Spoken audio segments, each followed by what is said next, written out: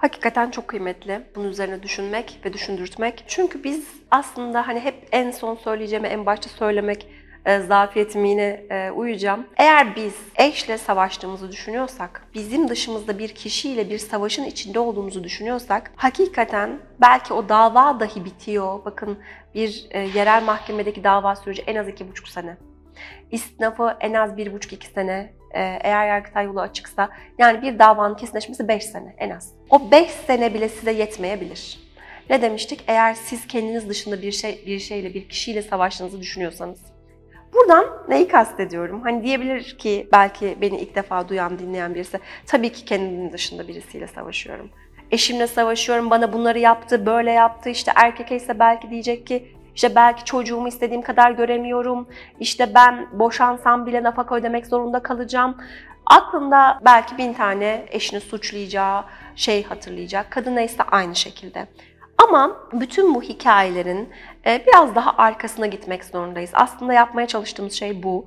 Çünkü her boşanma davasında müvekkil bize geldiğinde onun kendine özel hikayesini dinliyoruz. Belki işte hep diyorum 20 sayfa, 30 sayfa yazıyor müvekkillerimiz ve oradaki o öz duyguya, kendiyle ilgili doyamadığı, telkin olmayan, yeterli bulunmayan duygulara indiğimizde diyeceksiniz ki bunu siz avukat olarak yapmak zorunda mısınız? İnanın yapmak zorundayım. Çünkü eğer biz avukat olarak o boşanmadaki temel tatmin olmayan duyguları dosyada sunamaz ve temellendiremezsek, o dosyanın işte herhangi bir Ayşe'nin, Fatma'nın, Ali'nin, Veli'nin dosyasından hiçbir farkı olmuyor. Ve o zaman hakim de sizin duygunuzu anlamadığı için sizin boşanmanızı temellendiremiyor.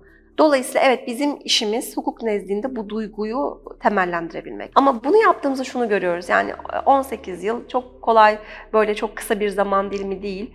Hakikaten pek çok müvekkilimde şunu anladım ki, eğer orada tatmin edilmeyen duygular bir üçüncü kişi ile bağlı kalıyorsa, o boşanmakla hep dediğim gibi bitmiyor. Ne olursa biter derseniz, oradaki duygunun temelinde bizimle alakalı olduğunu anlamamızla biter. İşte nedir o? Mesela en basiti, fedakarlık yapan bir kadın düşünün.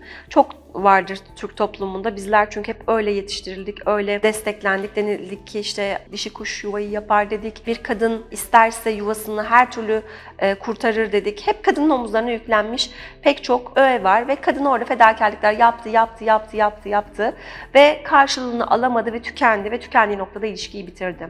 Şimdi bize geldiğinde o kadar çok haklılığına inanıyor ki ve haklı mı? Evet, son derece o emekleri görülmemiş, karşılığı alınmamış bir şekilde. Ama bir noktada anlamalarını çok istediğim şey şu: o fedakarlığı yaparken bir şeyi almak gayesi var. Yani demek ki çok fazla şey vermediğinde alamadığına inanıyor. Ve orada gerçekten çok verirse ama her şeye rağmen çok verirse, orada yine de telkin olacak, bir şekilde alabilecek. O aldığıyla yetinebilir hale gelecek. Ama baktığımızda hayır, hiçbir şekilde bu duygu doymuyor. Şimdi o zaman bizim belki bir adım öteye geçmemiz gerektiğini düşünüyorum. Belki ben burada sınırlarımı biraz aşıyorum, farkındayım. Bunun için psikologlarla da çalışıyorum. Ama burada yönlendirebildiğimizde, kişilerin kendisiyle çalışmasını yönlendirebildiğimizde, bakın aslında kendi yolculukları ve kendi içsel bilinçaltı kodlarıyla karşılaşıyorlar ama somut olarak benim işime de şöyle bir faydası var ve kendi hayatlarına: zaman. Yani bunu çözebilen insan artık hala o dışarıdaki Ayşe ile ya da o hala dışarıdaki Ali ile savaşmıyor ve diyor ki ben Ayşe'ye belki bu kadar vermek zorunda değilmişim. Ben en başında Ayşe bana taleplerimi vermiyor, isteklerimi vermiyor deyip o hikayeden ayrılabilirmişim. Ben bu hikayede kalarak kendimi bu kadar yıpratmışım. O zaman ben kendi hikayemden vazgeçmeliyim. Dolayısıyla ben Ayşe ile her türlü boşanacağım zaten. Ayşe ile artık savaşmıyorum, bu benim hikayemmiş deyip kendiyle bir vedalaşabiliyorsa o içindeki kayıtla, o zaman ben diyorum ki ya sadece ben müvekkilimin boşanmasına vesile olmadım.